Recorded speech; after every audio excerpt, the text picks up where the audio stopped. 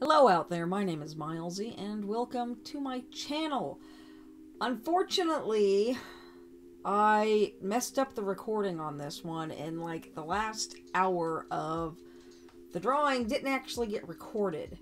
I got a little bit distracted. There's a lot going on right now. Basically the entire area is once again on fire, so that was kind of a little bit dominating my attention span today. I got distracted and paused my video, and then when I came back to it, I forgot to unpause it. But just to get that out of the way, we are fine. Right now, the biggest thing we really have to worry about is that they might shut off our power just to be sure that some downed power lines don't accidentally start a forest fire, because we've already got enough of those going on. So today, this is Monday, I basically sat down and did as many different sketchbook pages as I could, and I filled 3 pages. So everything you see this week going forward has been pre-recorded, it's been pre-scheduled out. That way, in case we lose power or, God forbid, we have to evacuate. We've never had to before, but just in case, we are ready to go. So that is what I spent all day doing today. So unfortunately, we don't have the last hour of the recording, but on the poll, as of me doing this voiceover, you guys said you wanted to see it anyway. 100% of you said that, so here it is. So, I decided, since my last video, I was talking about my goals and what I wanted to do. I decided that I wanted to try out using a brush liner for a few of these. And I started off using one of my Staw pens, and then I switched over to the, what are they? The Sakura Pigmas, I think that's what they're called. And I hated both of them. So I don't think after today I'm really going to be using much of them at all. I don't have a lot of pen control. I have a really shaky hand, so it's really hard for me to make the brush actually go where I want, because I can't press down hard on the page to get the stability from the paper. So I don't see myself really doing a lot with these brushes going forward. But at least this time I actually did give it enough of a try to make that decision. I did this one and tomorrow's, or Wednesday's, no, Thursday's video with the brush pens. And I think that was enough for me to decide that I hated them. But enough about that, I guess. Let's actually talk about the piece that I'm doing. So I wanted to do something really big, which unfortunately meant I spent another 7 hours working on this one drawing, so this did kind of dominate my day, and then I didn't even record it properly, but oh well. These are more characters from Little Beirut. This is Simon and Janine. And I was kind of going for like a really wet, wintry atmosphere. The actual drawing that this is from is an old YCH that never got sold. And if you're not familiar, that means your character here. It's where you draw a concept for a piece, and then someone can decide that they want to buy it and put their characters in it, and this one never sold. So I thought it would be a fun one to inject some of my own characters into. And if I had been doing this digitally, there are a lot of things I would have done differently. And I tried to translate a lot of my digital techniques to this one, because this one was going to be very atmosphere heavy. That's what I had in mind, was a lot of atmosphere, and that's always something I've struggled with traditional media. I can get a lot of atmosphere digitally very easily, just with a few multiply and luminosity layers, but you can't really do that when you're going with pencil and marker. It requires a lot of planning ahead that I'm really not good at. A lot of my artwork that I do is kind of very on the fly. And I'll have an idea for where it's going, but I don't plan ahead too much, and I think you'll see a lot of that. So I treated this like I normally would any other drawing by laying down the local color first, which I always really like to have really bright and bold local colors, and then kind of contrast that with some more earthy tones for the characters themselves. So once I got all of the marker down, it really did not have that really cold wintry vibe I was going for. And with Little Beirut set here in Portland, winter does not mean snow and icicles and fun stuff like that. Winter is just cold and rain and miserable. So that's kind of what I was going for with this. But these characters, Simon and Janine, they should show up either in the next book or in the one after. And that might depend also on when my husband starts to join the team officially. But they'll be showing up soon in Will's story. They're both contacts of Will's. Simon is a detective with PPD, which is just about the only way to make a likable cop character in Portland. They're really not very well liked around here for reasons that you might have seen on the media.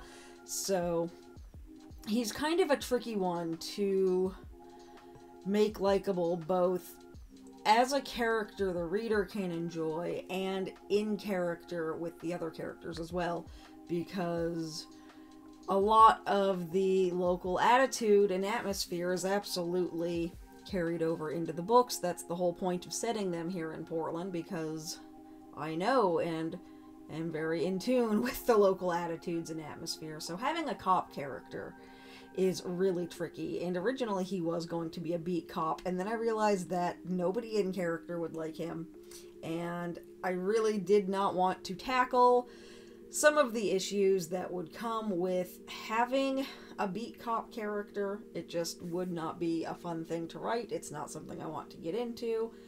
But Will does need a couple of contacts within the department, given that he is a news guy, so he needs those contacts, and Simon is one of them. And then Janine is another contact. She is a social worker, and so she comes into play a few times as well for other reasons. And Simon has also the unfortunate role of the beleaguered stepfather to a young adult character. The stepson is in his early 20s, and it's very awkward that his mother has remarried after he graduated high school and all that fun stuff. So there's a lot of really, really interesting character pieces that go on with these two as well, that I think will be really fun to get into. I really do. They are, though, going to be kind of side characters. I don't have right now any kind of plans for them to have their own arc, but they might get there eventually, because I do want to have everybody having their own arc at one point. But for now, they are characters in someone else's narrative. And camera kind of went a little crazy there. But I knew that if I wanted to get this atmosphere that I was going for, I was going to have to use colored pencils. And I've got a bunch of different brands, but as of right now, the only ones that I know that behave exactly as I needed pencils to behave for something like this are my 20-year-old Prismacolor pencils. As you can tell, they are in very poor shape, but this is so far the only brand that I own where I know the white will behave the way that I wanted it to. And Prismacolors are unfortunately one of those pencils that don't really play well with other brands. So if I needed the Prismacolor white, I needed all of the other Prismacolors. And unfortunately, because they're so old, I don't have a good spread of these anymore, which is very unfortunate. So it got kind of tricky having to reuse a lot of the same colors to get different effects. And the way that I decided that I was going to get this kind of really wet, rainy effect was to use the white to lay down some really intense highlights on pretty much everything. And then I went over them with, I think it was like a goldenrod and then some kind of a light turquoisey blue. And the goldenrod was there to give the look of like a yellow street lamp, and then the blue went over top to really cool it down, because the yellow was very, very bright, very warm, which would work for a summer piece and it would work really well, but the blue cooled it down and really helped diffuse the light, as if every surface it was bouncing off of was a little bit wet, which is what I was going for. And then to shade everything, I was using indigo and dark brown. And that's one thing I really like about about doing it this way, with the markers down first as the local color and then shading it with the pencils, is when I use a blue and a brown and I layer those on top of one another, every single color that they go on top of will have some decent contrast as long as I layer them correctly. Some have better contrast than others. For instance, it's really hard to get good contrast on something that's already really dark. I wish I'd made Simon's coat a little bit lighter, and his bag wound up entirely too dark. I think the umbrella could have been a touch lighter as well, but I think it worked in the end pretty decently. And also, when you layer over the pencils, you can change the local color pretty dramatically, and you'll start to see that with Janine's hat and shawl here in a moment. Once I start laying down the top layer to kind of blend everything together, everything really lightens up and becomes almost an entirely different color, because I figured this was a little too dark. It was a little too saturated. I didn't like any of that. So I just used a peach colored pencil, and that was really all it took to bring it right back around to the lighter color that I wanted it initially. And when Prismacolors work, they work really well. They work really well. Unfortunately, it's really hard to tell when your set is 20 years old which are the ones that work really well and which are the really lame new ones that don't work at all. So I would love to get my hands on some Faber-Castells, because I know they're supposed to be really good. And there's another brand, I don't think it was Winsor Newton, but I think it was another brand that started with W that I've seen that looks like they're pretty decent. I want to get some really nice oil pencils, because the wax-based ones, which is what Prismacolor are now, they don't layer very well. Every now and then I'd get one of the new ones that just went down like a crayon, and it was like, now I gotta fix this. So that was kind of an ordeal with some of these, but it did wind up turning out pretty decently. There are a lot of things I would have fixed if I'd had more time to plan this out, or if I were doing it digitally, I'd be able to do things a lot more easily, like the ambient lighting. That was really hard to get across with pencils. I would have also done some rim lighting from the shop in the background. I think if I had done the background first and then done the characters after, I might have remembered that there were more than one light source, or there should have been more than one light source, but I knew that I was going to probably get bored with this by the time I got to the last hour or so. So I wanted to put more thought into the characters than into the background. And I know some people will do it the other way around because they'll get bored with the background. I just spent 7 hours on this and was bored by the time I'd finished Simon. The background had nothing to do with it. But I do really like the way it turned out, and I am really annoyed that I got distracted and forgot to hit unpause. I was filming the last little bit with my phone, kind of the close-up bit, when I looked at OBS and I went to go stop the recording, and I noticed it had been paused. I had no idea when it had got paused until I looked at my phone and realized that I had been distracted by a text. And sure enough, when I went back to go check the video, that text is what caused me to pause the recording. The irony being that if today, Monday, were not a holiday, this would not have happened, because I have a camera that I have bought that would have been delivered today, but it was going to my P.O. box, and today is a holiday, so my P.O. box was closed and it couldn't be delivered. So if today were not a holiday, this would not have happened, because even though I had forgot to unpause it on OBS, the other camera likely would have still been rolling and everything would have been fine. But I think going forward, I need to just not pause my recordings as much, because that seems to cause so many problems. I pause it and forget to unpause it, or sometimes I will think that I've paused something and get up and record 3 hours of nothing. I've done that before too. I need to just forget the fact that OBS has a pause function, because it causes more problems than it's worth.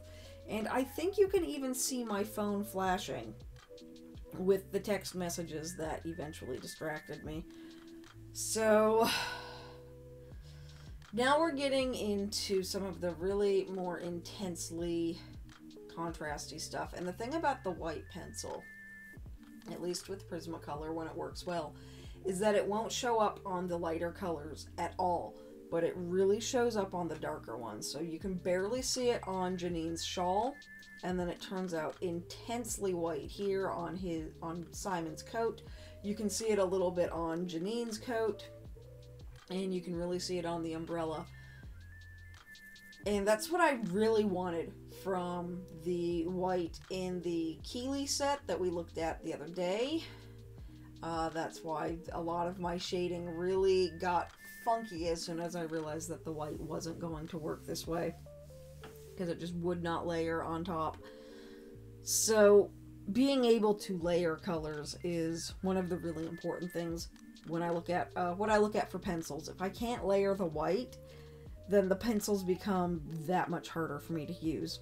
So that's why I was using really disgusting 20-year-old Prismacolor pencils with absolutely no integrity to them at all. I've had to put the indigo one into an extender because it was just getting that small and that difficult to use.